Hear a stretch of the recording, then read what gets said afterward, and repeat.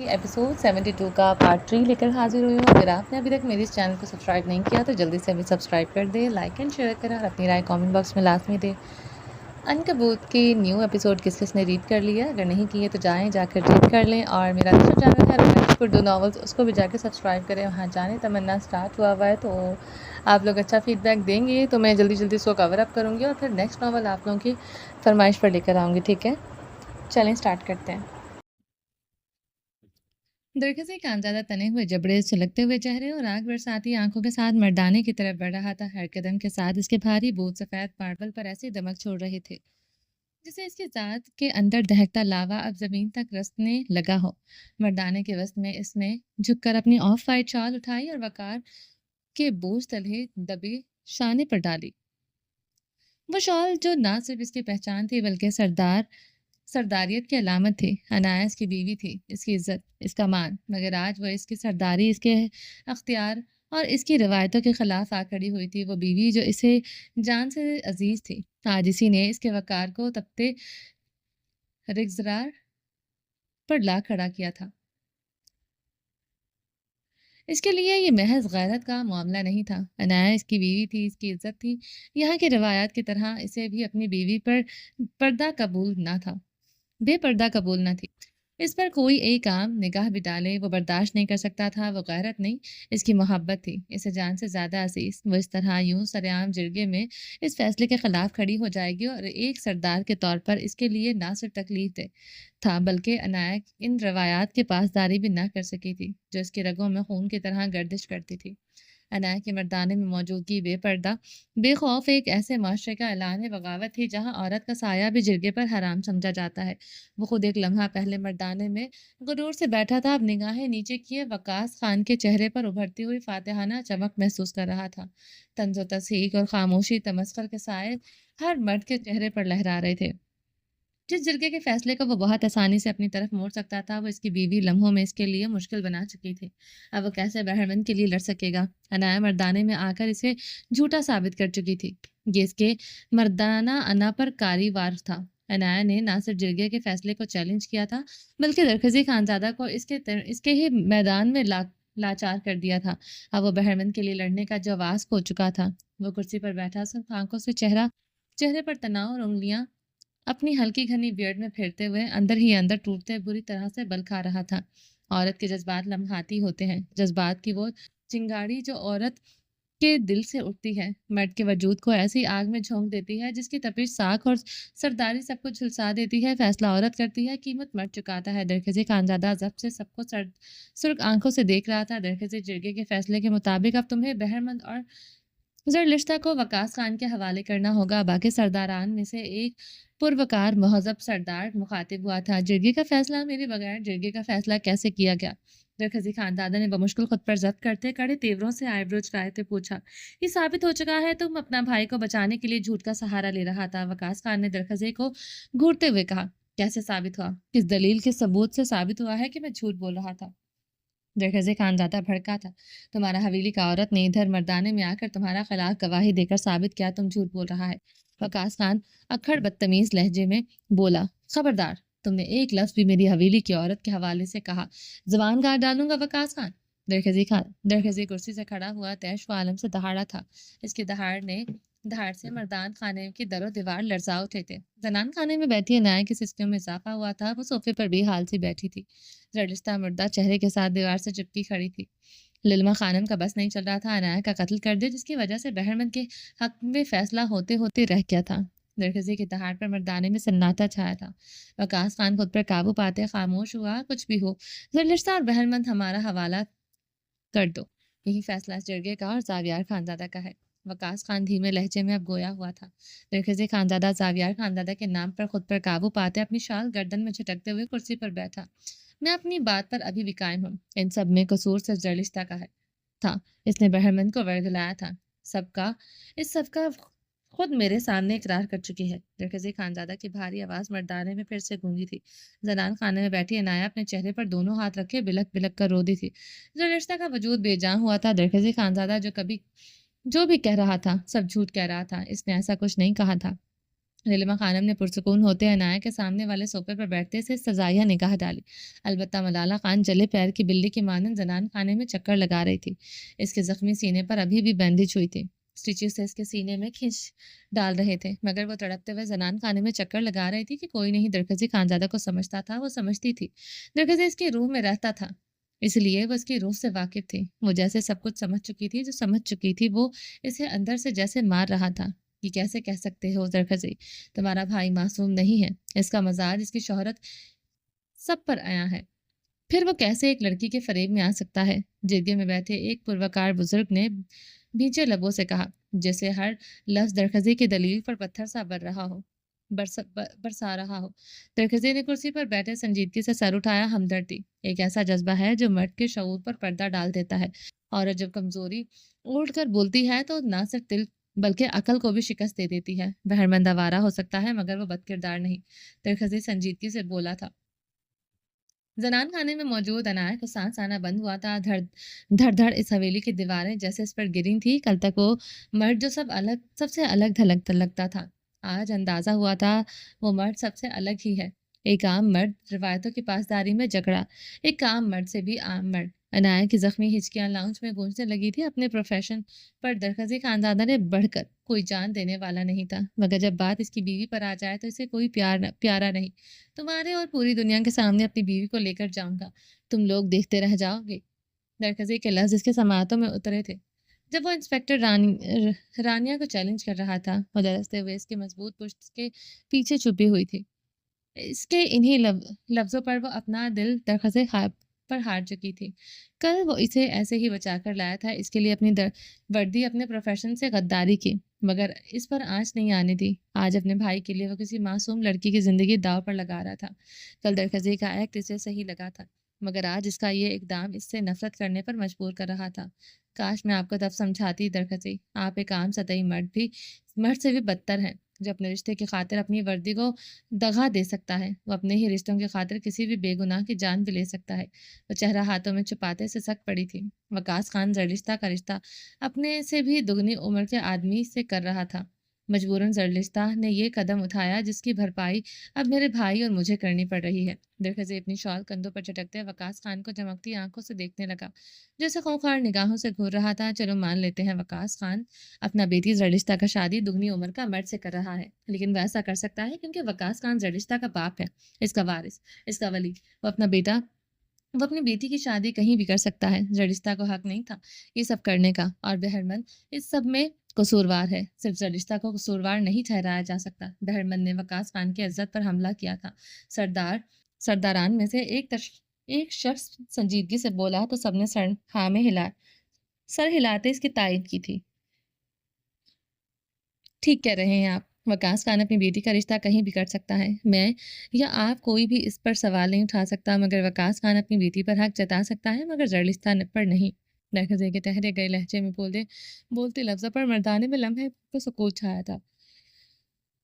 सबके चेहरों पर उलझन दौड़ी थी। वकास खान का चेहरा शिद्दत से सुर्ख हुआ था। वकास खान जरलिश्ता का बाप नहीं है, इसलिए वो जरलिश्ता पर कोई हक नहीं रखता। दरकजे खान ज़्यादा भारी आवाज़ में बोलते मर्दाने में फैले सकूत को तोड़ चुका था। जरलिश्ता हमारा बेटी है। वकास खान गुस्से से दहाड़ा। आवाज़ नीचे। वकास खान, तुम मेरी हवेली में यहाँ के सरदार के सामने बैठे हो। जावियार खानजादा से पहले मैं तुम्हें यहाँ जिंदा गाड़ दूंगा। दरकजे कुर्सी से बाजू पर हाथ मारते घुटराया। वकास खान दरकजी खानजादा को घूरते खामोश हो चुका था। जरलिश्ता वकास खान की दूसरी बीवी शबनम की बेटी है। वकास खान कानूनी शरण जरलिश्ता पर हक नहीं रखता, इसलिए इसे कोई हक नहीं पहुंचता था वो जरलिश्ता की मर्जी के खिलाफ फैसला करे। दरखजी की बात पर वकास खान ने गुस्से से बल खाती कुर्सी पर पहलू बदलने लगा। वहां बैठे सब मर्द उलझन का शिकार हुए थे। बहुत सारे मर्दों को इस हकीकत का इल्म नहीं था, मगर जो भी हुआ, हमने जरलिश्ता को अपना बेटी समझा है। हमारा इज्जत पर वार हुआ है। वकास खान का लहजा अखड़ा मगर अब कमज़ोर था। तुम्हारी इज्जत पर वार हुआ है, मैं कुछ नहीं जानता। इस तरह मेरी इज्जत, मेरी साख को भी नुकसान पहुंची है। मेरे भाई पर इल्ज़ाम लगाकर मेरी सरदारी, मेरी इज्जत को भी नुकसान पहुंचाने की कोशिश की है। रखीज़े खानजादा ने संजीदगी भरे अंदाज से सबकी तरफ देख रहे थे। जरलिश्ता अपनी मर्जी से खुद यहाँ आई है। बहरमंद इसे खुद वहाँ से नहीं लाया। इसने मैंने ज़रलिस्ता को पनाह दी और मेरे ही भाई के लिए जिरगा बिठा लिया गया। तरकीज़ी खानज़ादा ने तंदो तेज़ मज़बूत लहजे में कहा, ये झूठ है बहरमंद, ज़रलिस्ता को भगा कर लाया है। वकास खान गुस्से से कफ उड़ाने लगा, वो जैसे पागल हो रहा था। सबूत है तुम्हारे पास बहरमंद, ज़रलिस्ता को भगा कर लाया। तुम्हारे गाँव के किसी फ़र्द ने मेरे भाई को ज़रलिस्ता को भगाते देखा। तरकीज़ी खानज़ादा ने आईब्रो चुकाते ज़रा सा आगे होते वकास खान की आंखों में अपनी सुर्ख आंखें गाड़ी। दरकिसी खानज़ादा की निगाहों पर वकास खान की बुरी तरह गड़बड़ाया था। ज़नान खाने में बैठी अनाया और ज़लिस्ता बुरी तरह रो दी थी। दरकिसी खानज़ादा झूठ बोल रहा था, एक-एक लफ्ज़ झूठ बोल रहा था। बहरमन ज़लिस्ता को रात के अंधेरे में भगाकर लाया था। इस सब का इल्ज़ाम सिर्फ़ ज़लिस्ता पर लगाया गया था। मर्दान खाने में सब एक-दूसरे को देखते चहमगोइयाँ करना शुरू हो चुके थे। दरकिसी खानज़ादा कुर्सी से बाजू पर उँगलियाँ थरथराते सबको खामोशी मगर चमकती निगाहों से देख रहा था। ठीक है दरकिसी, तुम्हारा भाई बहरमन का इस सब में कोई कस कोई कोई कसूर नहीं, मगर ज़लिस्ता का कसूर है। इसने घर से भागकर बगावत की है। वकास खान बेशक ज़लिस्ता का बाप नहीं मगर पाला इसे बेटी की तरह ही है। ज़लिस्ता वकास खान के हवाले हवाले की जाएगी। जिरगे के फैसले पर दरकसी खानज़ादा तमानियत से सर हिलाते मुस्कुराया था। ज़रदिस्ता रोते हुए इनाया की तरफ बढ़ते इसके साथ लिपट पड़ी थी। इनाया जर्द चेहरे के साथ साकत बैठी थी। दरकसी खानज़ादा जैसे इसकी सांसें जिस्म से खींच चुका था। ललमा खानम तमस्कराती निगाह अनाया पर गाड़ते भरपूर मुस्कुराई थी। अनाया बिखरे बालों बगैर किसी शॉल के गैर सोफे पर बैठी गैर मरे नुक्ते पर अपनी निगाहें गाड़े हुए थी। दरकज़ी खानज़ादा इसे खो चुका था या वो इसे खो चुकी थी, वो नहीं जानती थी, मगर इनायत को अपने दिल में शिद्दत से दर्द उठता महसूस हुआ था। वकास खान लभीचे मर्दाने में बैठे दरकज़ी को घूर रहा था। बहरमंद खान को वो ज़ावियार खानज़ादा के हवाले करना चाहता था। अब वो ज़ावियार खानज़ादा को क्या जवाब देगा? यकीनन ज़ावियार इसे बुरी सज़ा देने वाला था। वो परेशानी से सोचते ज़ावियार खानज़ादा के डर से कुर्सी पर बेचैनी से पहलू बदल रहा था। दरकज़ी खानज़ादा मुस्कुराती निगाहों से वकास खान को देख रहा था। ज़रलिस्ता को बुलाओ। वकास खान कुर्सी से उठते अपनी शॉल की बक्कल मारते गुस्से से बोले थे, बुला लेता हूँ, इतनी जल्दी क्या है? इसकी गवाही तो ज़रूरी है। दरकज़ई अपने मुंह पर हाथ फेरते ज़ोमाइनी अंदाज में मुस्कुराया। गवाही का क्या मतलब? वकास खान ने तपते लहजे में पूछा। दरकज़ई खानज़ादा सबकी तरफ मतवज्जा हुआ था। सब दरकज़ई खानज़ादा को ही देख रहे थे, जो एक हाथ कुर्सी पे बाजू पर थरथराते दूसरे हाथ से मुसलसल अपनी हल्की घनी बियर्ड उंगलियां फेर रहा था। ज़लिस्ता का कोई नहीं है, ना इसकी माँ है, ना कोई खूनी रिश्ता। वकास खान से भी शुरुआत कोई रिश्ता नहीं है। ऐसे में ज़लिस्ता कानूनी शरन बालग है। वो 18 की होने वाली है। वो अपना फैसला ले सकती है। वकास खान इसके फैसले के में आड़े नहीं आ सकता। दरकज़ई की बात पर मर्दाने में फिर से शोर गूंजा था। तुम पागल हो चुका है, ये क्या कह रहा है? वकास खान गरजा था। आवाज़ नीचे वकास खान, वरना अब ज़ुबान खींच लूंगा। दरकज़ई कुर्सी से उठते हलक के बल दहाड़ा था। सभी कुर्सियों से उठते खड़े हुए थे। कोई भी दरकज़ई की बात से मुत्तफिक ना था। वकास खान ने अपने से दुगनी उम्र के आदमी से ज़लिस्ता का रिश्ता नहीं बल्कि सौदा किया है। इसने ज़लिस्ता के बदले इस आदमी से पैसे लिए थे। इससे साबित होता है वकास खान ज़लिस्ता को अपनी बेटी कभी माना ही नहीं, इसलिए वकास खान का ज़लिस्ता पर कोई हक नहीं है। मैं दरकज़ई खानज़ादा फिर भी बड़े एहतराम से ज़लिस्ता का रिश्ता अपने भाई के लिए मांगता हूँ। दरकज़ई की भारी आवाज़ गूंजते मर्दान खाने में नहीं, ज़नान खाने में भी सिकता तारी कर चुकी थी। मर्दाने में सब खामोशी से दरकज़ई को देख रहे थे। ज़लिस्ता का इधर आना इसकी रजामंदी साबित कर चुका है। वो अपनी मर्जी से यहाँ आई है। मेरे सामने बहरमंद के रिश्ते के लिए हामी भी बढ़ चुकी है। अगर आप लोग चाहते हैं मैं इसे इधर भी बुला सकता हूँ। आप लोग इससे गवाही ले सकते हैं, रज़ामंदी ले सकते हैं। दरकज़ई पुरसुकून लहजे में बोल रहा था। वकास खान गुस्से से पीछे ताप खा रहे थे। दरकज़ई खानज़ादा अब भी झूठ बोल रहा था। ज़नान खाने में मौजूद ज़लिस्ता आंखें फाड़े अनाया को देख रही थी। अनाया भी उलझन का शिकार हुई थी। ललिमा खानम भी बुरी तरह परेशान हुई थी। ज़लिस्ता ने बहरमंद के लिए बिल्कुल कबूल न थी। मैं जानता हूँ ये फैसला करने का हक ज़लिस्ता के गाँव के सरदार ज़ावियार खानज़ादा का हक है, मगर ये फैसला मेरा नहीं ज़लिस्ता का है। सज़ा के तौर पर ज़लिस्ता का इसके गाँव में जाने पर हमेशा के लिए पाबंदी लगा दी जाए। वकास खान ज़लिस्ता पर अपना हक खो चुका है, ज़लिस्ता का सौदा करके। इसलिए ज़ावियार खानज़ादा असूलन ज़लिस्ता को कोई भी सज़ा देने का हक नहीं रखता। ज़लिस्ता के साथ पहले ही बुरा हुआ है, वो खुद एक विक्टिम है। दरकज़ई की बात पर सब एक दूसरे की तरफ देखते इस बात में सर हिलाते आपस में मशवरा करने लगे। दरकज़ई इत्मीनान से कुर्सी पर बैठते अपनी टांग पर टांग रख चुका था। दरकज़ई तुम्हारी हर बात अपनी जगह वज़नी है। जिरगे में रमीज़ खान की आवाज़ मर्दाने में ठहरी हुई खामोशी को चीरती हुई उभरी थी, मगर ज़लिस्ता की खता की خطا کی ہے، اور ایسی خطا تو قبائلی وقار کی بنیادیں ہلانے کی جسارت رکھتی ہے۔ گھر سے بھاگنا یہ صرف ایک لڑکی کا قدم نہیں، یہ ہماری صدیوں پرانی روایات کے منہ پر تماچا ہے۔ اگر آج زرلشتہ کو معافی دے دی گئی تو کل کو کوئی اور بیٹی یہ سب کرے گی۔ جرگے کے درمیانی نشست پر بیٹھا رمیز خان سنجیدگی سے بول رہا تھا۔ سب سر ہلاتے اس کی ہر بات تائید کر رہے تھے۔ رمیز خان سب کو دیکھتے سنجیدگی سے دوبارہ گویا ہوا۔ وقاص خان نے زرلشتہ کو پالا ہے، وہ اس کی پرورش کا امین ہے، اور پرورش سے جڑا حق کبھی نظر انداز نہیں ہوتا۔ اگر زرلشتہ کو بہرمند کے نکاح میں لانا ہے تو وقاص خان کو اس کی مرضی کی قیمت چکانی ہوگی، عزت کے بدلے سودا۔ یہ تمہیں کرنا ہوگا، یہ ایک معاہدہ ہوگا، مگر صلح کے کاغذ پر ایک زخم ہوگا جو ہر حال میں تمہیں اور وقاص خان کو برداشت کرنا ہوگا۔ جرگے کے فیصلے پر درخزے کے چہرے سے عضلات تناؤ کے سخت ہو چکے تھے، جبڑوں کی لکیریں گہری ہو گئی تھی۔ وہ لب بھینچ کر جرگے کے فیصلے کو سن رہا تھا، ایسا فیصلہ جو انصاف کے نام پر طاقتوروں کے لہجے میں لپٹا ہو اور کمزور پر برسنے والا تھا۔ مگر وہ کمزور نہیں تھا، مگر زرلشتہ اس وقت کمزور تھی، اس کا کوئی نہیں تھا۔ یہ زخم تو صرف زرلشتہ کو برداشت کرنا تھا۔ وقاص خان جس کی آنکھوں میں باپ کی شفقت کم، سوداگر کی ہوس زیادہ تھی، تو زرلشتہ کو محض ایک سودے کے طور پر دیکھ رہا تھا۔ درخزی خانزادہ لب کھینچے سوچتے ہوئے سب کو برفیلی نگاہوں سے دیکھ رہا تھا۔ کیا چاہیے؟ کتنی قیمت؟ درخزی خانزادہ نے جبڑے بھینچے سوال کیا۔ مجھے تمہارا وہ زمین چاہیے جو دریا کے کنارے پر ہے۔ وقاص خان کے ڈیمانڈ پر درخزی خانزادہ کرسی پر سیدھا ہوا تھا۔ وہ کروڑوں کی زمین تھی جس کی مورے کی تھی، اس کی آخری نشانی جو ان کے باپ دادا کی طرف سے دی گئی تھی، جس پر درخزی اسکول بنانا چاہتا تھا۔ زنان خانے میں موجود للما خانم سر نفی میں ہلا گئی تھی۔ وہ جانتی تھی درخزی مر جائے گا، اپنی مورے کی زمین کبھی نہیں دے گا۔ وہ جان دیتا تھا اس زمین پر۔ مردانے میں خاموشی چھائی تھی۔ ملالہ خان کے دل کی دھڑکنیں کانوں میں گونج بجنے لگی تھی۔ عنایہ پتھرائی کیفیت میں بیٹھی تھی۔ زرلشتہ زرد رنگت کے ساتھ کانپ رہی تھی، اور درخزی خاموشی سے سب کو دیکھ رہا تھا۔ آپ کو قسم ہے میری درخزی، زرلشتہ کے ساتھ ناانصافی نہیں ہونی چاہیے۔ اگر زرلشتہ پر آنچ بھی آئی، آپ میری محبت سے ہمیشہ کے لیے محروم ہو جائیں گے۔ عنایہ پاشا پلٹ کر آپ کی طرف نہیں دیکھے گی۔ مردانے کے وال پر لگی گھڑیال کی سوئیوں کی ٹک ٹک کے ساتھ عنایہ کے الفاظ اس کے سماعتوں میں گونج رہے تھے۔ فیصلہ وہی ہوگا نا؟ وہی ہونا تھا جو درخزی خانزادہ کی زندگی میں ضروری تھا۔ اور کیا ضروری تھا؟ وہ اس کی دل کی دھڑکن اسے بتا رہی تھی۔ ٹھیک ہے، میں وہ زمین وقاص کو دے دوں گا۔ اس کی بھاری آواز مردانے کے سکوت کو توڑ چکی تھی۔ سب کے چہروں پر تہیر ابھرا تھا۔ زمین بے حد قیمتی تھی، وہ صرف زرلشتہ کے لیے کیسے وقاص خان کو دے سکتا تھا؟ سب حیران تھے۔ کل ہی زمین وقاص خان کے نام ہوگی، مگر زرلشتہ پر ابھی سے وقاص خان کا کوئی حق نہیں ہوگا۔ وہ کرسی سے اٹھتے اپنی شال گردن میں جھٹکتے مردان خانے میں اپنے بھاری قدموں سے عبور کر گیا تھا۔ وہ اپنی پروقار آن بان شان سے زنان خانے کا دروازہ کھولتے اندر داخل ہوا تو للما تو ملالہ خان سے ٹکرایا، جو دل پر ہاتھ رکھتے اسے زخمی نگاہوں سے دیکھ رہی تھی۔ خان، اس کے لب بے آواز پھڑپڑائے تھے۔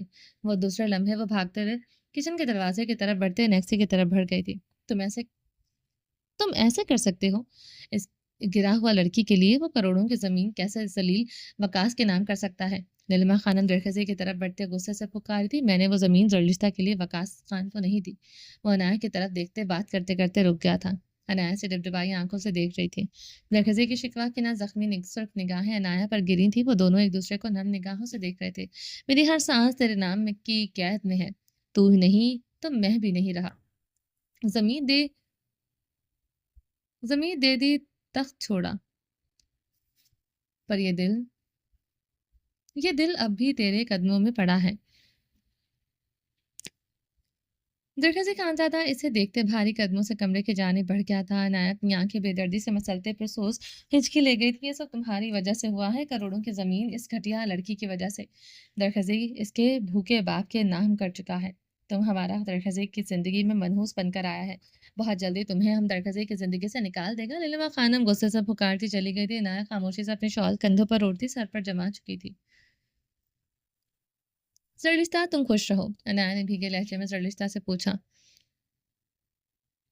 بہت زیادہ، عنایہ بیوی، ہم تمہارا احسان کبھی نہیں بھولے گا۔ وہ باپ نہیں کسائی تھا۔ زرلشتہ عنایہ سے لپٹتے رو پڑی تھی۔ عنایہ نے اپنے نچلے لب کو کچلتے سامنے نظر آتے بند دروازے پر نگاہ ڈالی، جہاں سے وہ عالیشان مرد اندر گیا تھا۔ نکاح کی شب تھی، چراغوں میں روشنی کم تھی۔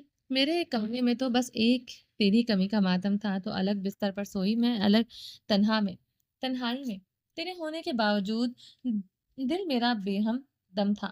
ہر کروٹ پر تیرا خیال، ہر آہ میں تیرا نام۔ ایک ایسی وصل کی رات تھی جو ہجر سے بھی کم نہ تھی۔ میں جاگ میں جاگا، نہ نیند آئی، آنکھوں میں خواب جلے۔ تو پاس تھی مگر دل کی زمین سنسان تھی۔ کاش تو ایک بار پلٹ کر دیکھ لیتی، جان لیتی کہ تیرے لمس کے بغیر یہ رات میری جان لے گی۔ التمش خانزادہ نے پلکوں کی بوجھ تلے سلگتی سرخ آنکھیں کھولی۔ نگاہ پہلی بار ٹھہری تو زمر کی پشت پر جا ٹھہری، وہی پشت جسے چھونے کی حسرت میں وہ ساری رات جاگتا رہتا تھا۔ تکیے پر بکھرے اس کی سنہری بال صبح کی روشنی میں بھی کسی جلے ہوئے خواب کی راکھ جیسے لگ رہے تھے۔ رضائی میں سمٹی وہ زمر تھے مگر جیسے کوئی اور تھی، یا ایک اجنبی جس کی قربت سے وہ نکاح کی رات بھی محروم رہا تھا۔ کھڑکی کے پردے سے آنے والی ہلکی سی روشنی کمرے کو مدھم سا روشن کیے ہوئے تھے۔ انگیٹھی میں بجھتے کوئلے جیسے رات کی ساری تپش، ساری بے قراری جلا کے ختم کر چکے تھے، مگر وہ تو ابھی بھی جل رہا تھا۔ التمش خان زادہ صوفے سے اٹھتے زمر خان کی طرف بڑھا تھا۔ التمش خان نے جھکتے ہوئے اس کی پیشانی پر ہاتھ رکھتے اس کا بخار چیک کیا۔ وہ ابھی بھی بخار میں بری طرح سے جل رہی تھی۔ التمش خانزادہ نے الماری کی طرف بڑھتے ایک ٹی شرٹ نکال کر پہنی، اس پر آف وائٹ گرم سویٹر پہنا تھا۔ شلوار قمیض وہ تب تک نہیں پہنتا تھا جب تک وہ اچھی طرح سے شاور نہ لے لیتا۔ گرمی اور قہر برساتی سردی میں وہ صبح اٹھ کر شاور لینا ضرور لیتا تھا۔ لوہے کی الماری میں ہر وقت اس کی شلواریں قمیضیں استری کی ہوئی لٹکی ہوتی تھی۔ گل مکئی پورے ہفتے سے اس کے کپڑے استری کر کے اس کے الماری میں لٹکا دیتی تھی۔ اس 2 دروازوں والی لوہے کی الماری میں اس کی ہر چیز گل مکئی نے ترتیب بار رکھی ہوئی تھی۔ اس کے ٹراؤزر، ٹی شرٹ، اس کی سینڈو جرابیں، اس کی پشاوری چپل، شوز پالش کرتے چمکا کر سب سے نچلے خانے میں ترتیب بار رکھے ہوئے تھے۔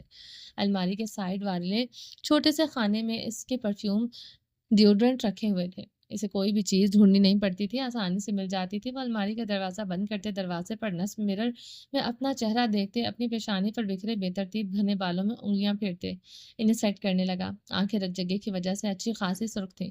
وہ ساری رات ایک لمحے کے لیے بھی نہ سو سکا تھا۔ زمر خان جب محرم نہیں بنی تھی، اسے محرم بنانے کے لیے کھلی آنکھوں سے خواب دیکھتے ساری رات سلگتے رہنا۔ وہ جو اسے کسی اور کا ہو جانے کے خوف سے سلگتا رہتا تھا، اب وہ محرم بن کر کسی معجزے کی طرح اس کی زندگی میں چلی آئی تھی۔ وہ آج بھی سلگ رہا تھا، تڑپ رہا تھا۔ محبوب ظالم ہو تو عاشق کو وصل میں بھی ہجر کی آگ جھیلنی پڑتی ہے۔ التمش چپل پاؤں میں اڑستے کمرے سے باہر نکل آیا۔ لکڑی کے بھاری دروازوں کو باہر سے کواڑ لگاتا اس نے باہر سے بھاری تالا لگایا۔ زمر خان اس وقت اپنے جسم پر صرف اس کی قمیض زیبتن کیے ہوئی تھی۔ گھر میں اس کی جوان بہن اور بھائی تھے۔ وہ نہیں چاہتا تھا کہ صورت کسی بھی کوتاہی کے باعث زمر خان پر کسی کی بھی نگاہ پڑے۔ زمر خان کو لے کر وہ اتنا ہی پوزیسو تھا، اب تو اس کے نکاح میں آ چکی تھی، وہ اسے لے کر مزید پوزیسو ہو چکا تھا۔ حق ملکیت مزید پروان چڑھ چکی تھی۔ التمش خانزادہ کمرے سے نکلتے برآمدے میں ایک لہجے کو رکا تھا۔ عباسین اپنے اوپر 2 بھاری رضائیاں ڈالے اس کے اندر دبکا ہوا تھا۔ صبح سردی کی شدت مزید بڑھ گئی تھی۔ برفیلی ہوا التمش خانزادہ کا چہرہ سرخ کر چکی تھی۔ وہ مٹی کے صحن میں نرم زمین پر قدم احتیاط سے رکھنے لگا۔ بارش کی وجہ سے صحن کا فرش نرم ہو چکا تھا، پاؤں گیلی مٹی میں دھنس رہا تھا۔ وہ سائڈ سے احتیاط سے کچن کی طرف بڑھا۔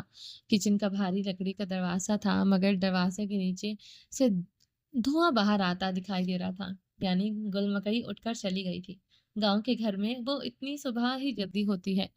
اندھیرا مدھم ہونے سے پہلے عورتیں اٹھتے چولہے جلا لیتی ہیں، مگر گل مکئی بھی نماز پڑھنے کے بعد باورچی خانے میں چلی آئی۔ وہ لکڑی کا بھاری دروازہ کھول کر اندر داخل ہوئی۔ گل مکئی گرم سوٹ پر بڑی سی گرم چادر سر پر اچھی طرح اوڑھے پیر پیڑھی پر بیٹھی مٹی کے چولہے میں آگ چلاتے ہلکان ہو رہی تھی۔ اس کی بڑی براؤن آنکھوں سے آگ دہکاتے اس وقت سے پانی نکل رہا تھا۔ وہ لوہے کا 1 فٹ پائپ مٹی کے چولہے پر رکھے دوسری طرف سے پھونکے مارتے آگ دہکانے کی کوشش کر رہی تھی۔ التمش خانزادہ کچن میں داخل ہوتے اس کے سر پر ہاتھ رکھ گیا تھا۔ وہ اسے ایک نظر دیکھتے پھر سے آگ دہکانے میں مصروف ہو چکی تھی۔ التمش گل مکئی کے قریب بیٹھتے اس سے وہ پائپ لیتے خود کو آگ دہکانے کی کوشش کرنے لگا کہ وہ کچھ ہی سیکنڈ میں दहका चुका था। अल्तमिश खानज़ादा ने आईब्रोज काटे से महफूज मुस्कुराते निगाहों से देखा। गुलमकई को आग जलाने में हमेशा दिक्कत होती थी और वह अबासीन मिनटों में आग जला लेते थे। गुलमकई ने रूठे अंदाज में मुंह बनाए चूल्हे पर तवा रखे, साथ बड़े बर्तन में गूंदे आटा थोड़ा थोड़ा लेते, पेड़े बनाते, इसमें देसी घी लगाते, एक अलग ट्रे में रखती जा रही थी। वो जितना मर्जी नाराज हो, मगर नाश्ता करवाना इसे और अबासीन को कोफ्त पर उसको वक्त पर देती थी। अल्तमिश इसके करीब बैठे इसे मुस्कुराती निगाहों से देख रहा था। अल्तमिश की निगाहें खुद पर महसूस करते इसकी आंखों से आंसू बहना शुरू हो चुके थे। वो सूसू करती शॉल से अपनी आंखें, अपनी नाक और गाल बार बार रगड़ती। ये क्या तरीका है? किस बात पर रोना आ रहा है? अल्तमिश ने झुंझुलाते हुए पूछा था। कल से इसे इन आंसुओं पर चिढ़ हो चुकी थी। हमारा सहेली 15 साल का हुआ है, इसका शादी हो गया। हमको देखो 17 साल का हो गया, मगर अभी तक हमारा शादी नहीं हुआ। वो महताब बिल्कुल ठीक कहता है। हमारा ना बाप है ना ही मूरे है। हम तो सिर्फ हम तुम्हारा और अबासीन का बच्चा पालेगा। वो सूसू करते बोल रही थी। कौन मातहब? अल्तमिश खानजादा सारी बातें छोड़कर मातहब नाम सुनकर भड़क उठा था। रंगत और कंधार हो चुकी थी, जबकि जबड़े बुरी तरह भींचे थे। हमारा सहेली और कौन लाला? अल्तमिश ने भड़कने पर वो ऊंचा ऊंचा रोने शुरू हो चुकी थी। ये कैसा लड़कों वाला नाम है, सहेली बना रखी है? अल्तमिश खानजादा तने हुए नकोश के साथ बड़बड़ाया था।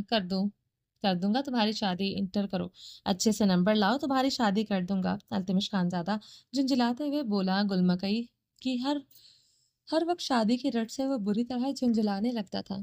हाय लाला, मैं तो अभी 1 साल इसमें तो अभी 1 साल पड़ा है। गुलमकई ने अल्तमिश की तरफ देखते आंखें फैलाए, गश खाते जैसे दिल पर हाथ रखा था। अल्तमिश की थोड़ी पर इसकी सूसू में इजाफा हुआ था। अल्तमिश खानजादा सर झटकते इसका रोना नजरअंदाज कर गया था। वो जानता था गुलमकई मासूम और मोहब्बत बहुत भोली भाली है, वरना कभी ऐसे अपनी शादी की बात खुद ही नहीं करती। वो लम्हों में किसी की भी बातों में आ जा सकती है। सारा कसूर इसकी निकम्मी सहेलियों का था, जिन 15-16 साल में की उम्र में शादियां हो गई। गुलमकई इन्हें देखकर भी जलती रहती थी। पहाड़ पढ़ाई में भी गुलमकई निकम्मी थी। मुश्किल से रट्टे लगा लगा कर पास होती। गुलमकई रोते हुए दूसरा परा 2 पराठे, हाफ फ्राई, देसी अंडे, दूध पत्ती बनाकर चाय प्यालियों में डाले ट्रे की तरतीबवार रखती जा रही थी। रात का देसी मुर्गा बना हुआ शोरबा भी और मिट्टी के रकाबी में डालते ट्रे में रख चुकी थी। गुल शीशे के बाउल में डाल के ये शोरबा दो। वो मिट्टी की रकाबी में डालते ट्रे में रख चुकी थी। गुल शीशे के बाउल में डाल दो ये शोरबा। अल्तमिश मुट्ठी की रकाबी को देखते बोला। फिर वो खुद ही खड़े होते किचन में बने सीमेंट के रेक्स में से एक कांच का छोटा सा बाउल निकालते पंजों के बल बैठते खुद ही इसमें शोरबा डालने लगा। वो जानता था मिट्टी के बर्तन को देखकर जिमर खान का मातमी अंदाज बढ़ेगा। वो जो खुद मजीद शिद्दत नहीं कर सकता था, अब इसकी चीखें सुनने वो यकीनन ये तमाम खाना ज़मीन बोस कर सकता था। इसके दिफा की शरियानें जिमर खान की चीखें याद करते ही फट रही थी। कहाँ से लाया है तुम इस चुड़ैल को? गुलमकई ने अल्तमिश को नाश्ता कांच के बर्तनों में मुंतकिल करते देखते जलते हुए पूछा। अपना लाला यूं किसी की फिक्र में घुलते देखते इसे अच्छा नहीं लगा था। कौन चुड़ैल? अल्तमिश खानजादा ने आम से लहजे में पूछा था। वो नाश्ते की ट्रे को सजाने में मसरूफ था। इसने दूध पत्ती भी नए कप्स में डाल दी थी, वही जो इस वक्त तुम्हारे कमरे में मौजूद है। मकई गुलमकई ने बुरी तरह जलते हुए अपने नकोश बिगाड़े थे। वो चुड़ैल है? अल्तमिश खानजादा ने गुलमकई को सर्द निगाहों से घूरा था। हाँ, हसीन चुड़ैल। गुलमकई को रात के भूले गए अबासीन के लफ्ज याद आए थे। गुलभाभी है तुम्हारी आइंदा ये लफ्ज तुम्हारे लबों को सुनो। और इसे डपटते हुए दिल ही दिल में गुलमकई को दाद दे लिए बगैर ना रह सका था। क्या एक्यूरेट नाम रखा था, हसीन चुड़ैल। वो जेर लब ये लफ्ज दोहराते ट्रे उठाए किचन की तरफ निकल आया था। वो ट्रे पकड़े कमरे में दाखिल होते दरवाजों के अंदर से चटकनी चढ़ाए सोफे के आगे आगे रखी छोटी सी मेज की तरफ बढ़ा। ट्रे मेज पर रखे अल्तमिश खानजादा जिमर खान की तरफ निगाह बढ़ाया। अल्तमिश खानजादा ने जिमर का कंधा सहलाया। वो इसी लम्हे में इसका हाथ बेदर्दी से बुरी तरह से झटक गई थी। वो उठकर नाश्ता करो। अल्तमिश खानजादा ने वो मुश्किल खुद पर काबू पाते हुए संजीदगी से कहा। نہیں کرنا ناشتہ، مجھے مرنے دو مجھے۔ وہ بخار کی حدت میں جلتے رضائی اپنے چہرے پر کر گئی تھی۔ التمش خانزادہ نے غصے سے اس کے وجود سے رضائی ایک جھٹکے سے اتارتے زمین پر پھینکی۔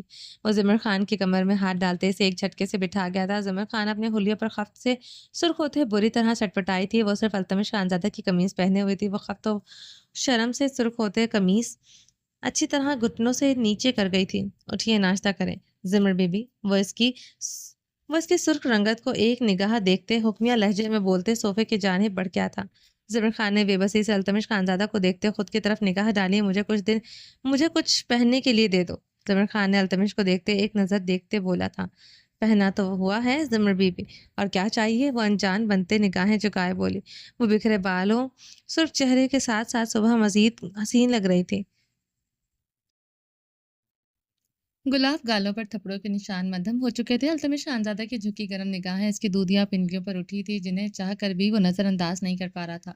تم اچھی طرح جانتے ہو میں کیا کہہ رہی ہوں؟ دو مجھے کچھ پہننے کے لیے۔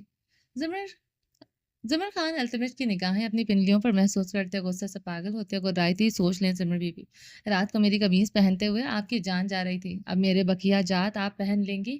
التمش خانزادہ اسے مزید سلگا گیا تھا۔ کیا بقیہ جات؟ میں نے ٹراؤزر مانگا ہے، تمہارے انر جات نہیں مانگے۔ وہ اس کی طرف دیکھتے غصے سے گررائی تھی۔ التمش خانزادہ زمر خان کی بات پر بمشکل اپنا کہکہ روکے الماری کی طرف بڑھا تھا۔ اپنا ایک ٹراؤزر نکالے اسے تھمایا کہ کیا ہے؟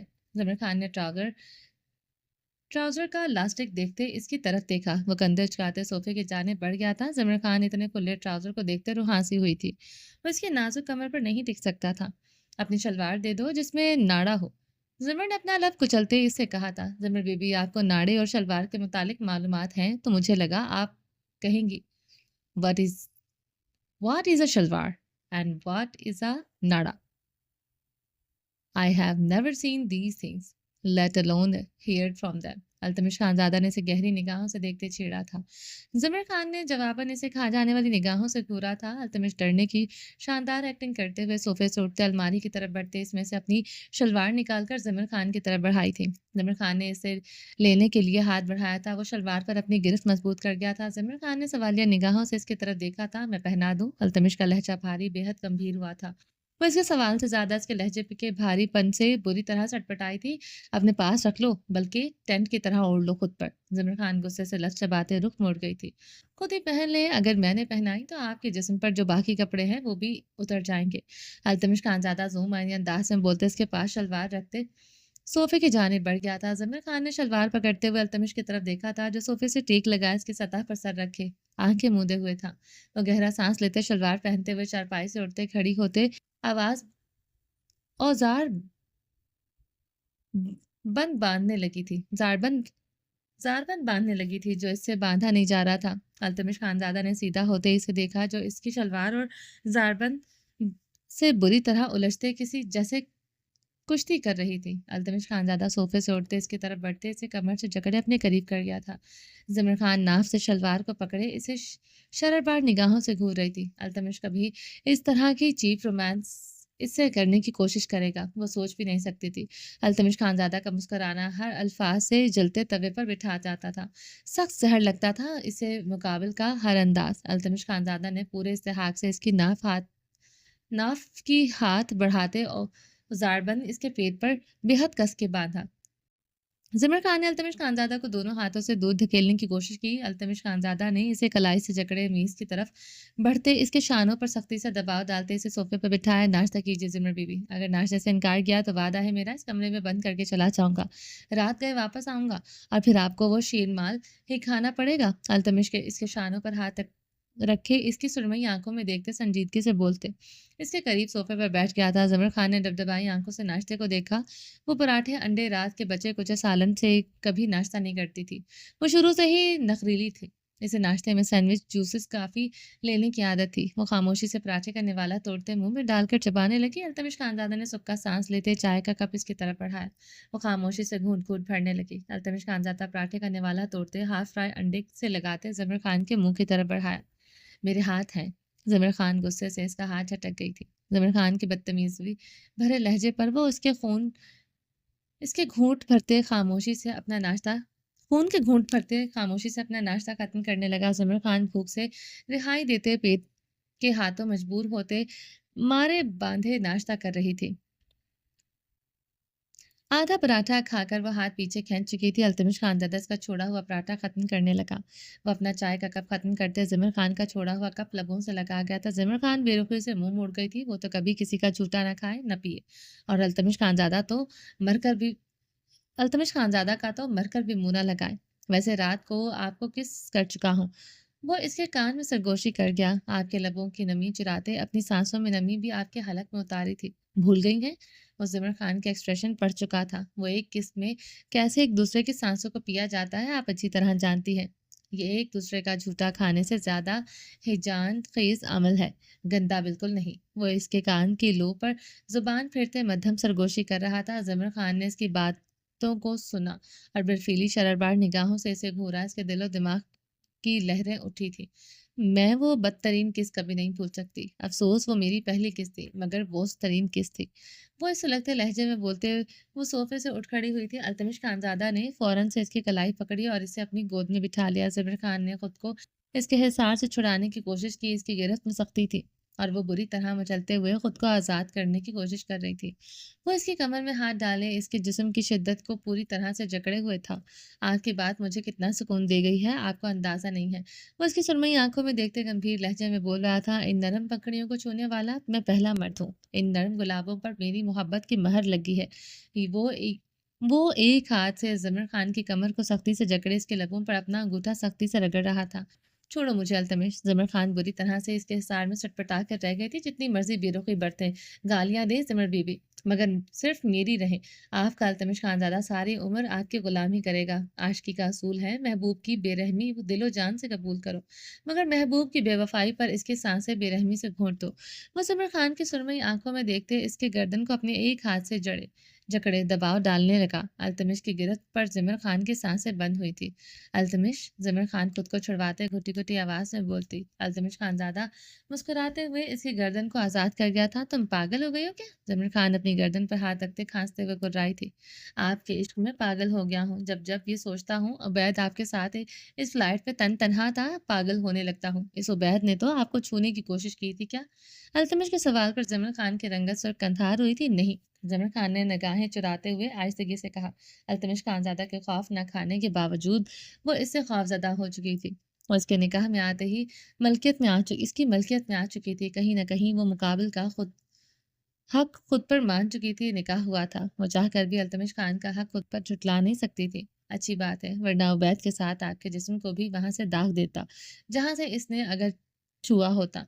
वो ज़मीर खान की आंखों में देखते इसके लबों पर झुके, इसकी सांसों को जकड़ गया था। ज़मीर खान ने पूरी कुव्वत से इसके चौड़े सीने पर मुक्के बरसाते इसे खुद से दूर करने की कोशिश की थी और इसके चेहरे को जकड़े इसकी सांसों पर मज़ीद बेरहमी से काबिज़ हुआ था। ज़मीर खान इसकी शिद्दत और इसे खुद से दूर करने की कोशिश करते बुखार की हालत में हलकान होते बेजां हुई थी। वो ज़मीर खान के लबों को आज़ाद करते इसके चेहरे को दोनों हाथों में जकड़ गया था। पहली किस बोझ तरीन थी। ये किस कैसी है? कहो तो ऐसी मज़ीद मीठी करने के लिए एक और ट्राई करूँ?